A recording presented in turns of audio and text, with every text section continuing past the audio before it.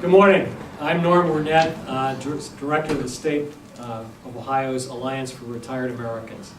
And today we're here to talk about Social Security and Ohio retirees. Here to start us off is Dave Friesner, the state president. Dave's a retired plumber and fitter out of Local 189 here in the Columbus area. Dave? A real plumber. Yeah, boy, not like Joe the plumber. That's right. I got a book and I got a license. That's right. And you pay your taxes. And I paid my taxes one time. That's right. I'd just like to speak about the Alliance. The Alliance for Retired American opposes private accounts and the current proposals to change that. We're concerned about the, discussion that's been initiated. Private accounts, whatever name they give it, it's still privatization. It's a bad idea in 2005. We think it's a terrible idea now. Just think what could have happened if we put our money into private accounts on Wall Street over the last few weeks. Here in Ohio, the average Social Security for the average Ohioan is $12,000 a year. It's not a lot, it's below the poverty level, and in Franklin County, the Ohio Community Action Agency set a minimum for self-sufficiency standard. And in Franklin County, that's $17,562. So Social Security doesn't get you to the self-sufficiency level. Raising the Social Security cost of living is another area that they've talked about. And what this would do, we hurt everybody because, and I have to look at my figures, since 2001, the cost of living has gone up 21.4%. So if they freeze that small amount we get every year, just think what that could be. The Ohio Institute for Women's Policy Research found that the median income for women over 65 to be below $12,500. A reduction would just quickly place Ohio's older women further at risk. Men over 65 are not much better off. The median income is below $21,500, and the median income for a household over 65 is under $25,000. So you can see how important Social Security is to our retirees. Walter Schwartz is a retiree out of the IBEW, and he's been retired for some time now. And Walter would like to just chat a minute about what Social Security has meant to you. And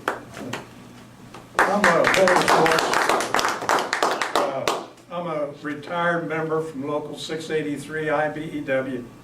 I retired in 1984. My Social Security check today is a little over $13,000, but I've been retired for 24 years. We were very fortunate to have a defined contribution to a pension plan, which greatly assists me. I also was able to put $8,000 in an IRA, which gives me a little bit. But under Social Security, with the cost of living, it sure would not support me and my wife now. And when I retired, it was just a wife and I. But as we think back on privatization of Social Security, if that would be the case, I don't think that I would be able to maintain the lifestyle that I have now, which isn't all that great, but it is sufficient for the wife and I.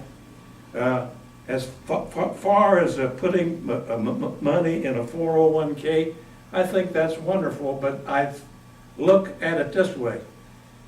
If you put your money in a Social Security, and if we would increase in our Social Security and make it more secure, it is an insurance policy also, which happens to me. I know from my experience, I worked in the IBEW, I'm a member for 60 years, that we have people that get injured and hurt on a job, and then they are eligible for a Social Security. I get a little bit upset here for trying to pick the word out. But if they're disabled, they get disabled Social Security, which in turn allows them after 2 years to become eligible for Medicare. Social Security is probably our best retirement system that we have. Now, I'm not against people putting money in a 401k, but if you put it in there and things happen like they do now, I can remember back in the 30s, I was a kid. And then the way that those 401ks are coming out now, people have lost probably 50%. And if you don't have 10 or 15 years to make it up, you're going to be in deep trouble. I would like to see Social Security improved so that that it would provide a pension so somebody could live on and maintain at least a civil lifestyle in their old age. Thank you very much for the opportunity to speak to you. Thank you, Walter and Dave have sort of pointed at the direct issue very, very pointedly here. The threat to Social Security, our social insurance system that's been talked about recently, is a way to divide us. And dividing and segmentation breeds division and segmentation. Those that have wealth resent paying for those who have less.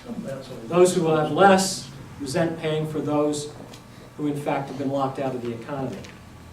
That kind of corrosion of social cohesion is what Social Security actually was built to repair after we emerged from a deep economic depression and brought us into the prosperity that we have and life after a life of work. Social Security has worked as one part of a mechanism to hold society together and to bridge those divides. It means knitting together in generations. My son will pay for me as I paid for my father. The abundance we have is a way to share our abundance. Certainly it's better to share our abundance through productive work and proper remuneration. But our market hasn't been producing jobs very well recently. And so this is Social Security is one stable factor in our communities. It might not seem like much, but if the cost of living were to be reduced and its delivery of $2.7 million, for instance, to Trumbull County per month, it may not help boost the economy, but certainly it would hurt to have that withdrawn. That's the amount of money that the cost of living is providing in this next year to a county up north in northern Ohio. It's been established by several studies that tax cuts that have been meant to increase our flow of money into our equity markets and bond markets, in fact, haven't done that.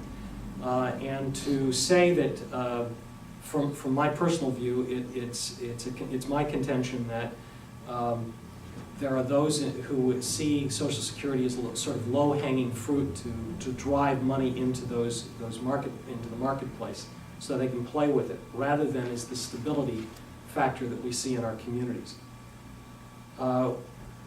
We are not, as retired persons, a disposable commodity. Those of us who have retired from the active workforce, we are the generation that created the idea of productivity. We are the generation that created the abundance that we now live in. We are the folks who helped create the idea of the suburb and actually lived in, created, built it. We are not a commodity just to be disposed of because we aged out of the active workforce and decided to continue our lives. We helped build this consumer economy, and we want to continue to live in it, in place, in our homes, in our communities.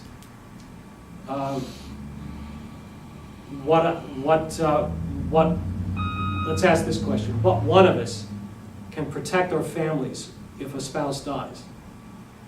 I know personally what Social Security did for my family. My father died 40 years ago in 1968 at the age of 48. Social Security assisted my brother and sister so that they could get an education, go on to college, and have productive lives. Social Security was a stabilizing factor for my family, and that was a huge shift. Placing us at risk in the marketplace doesn't seem to be either wise or prudent when we talk about Social Security privatization. So with that, I'll thank you very much. Thank you.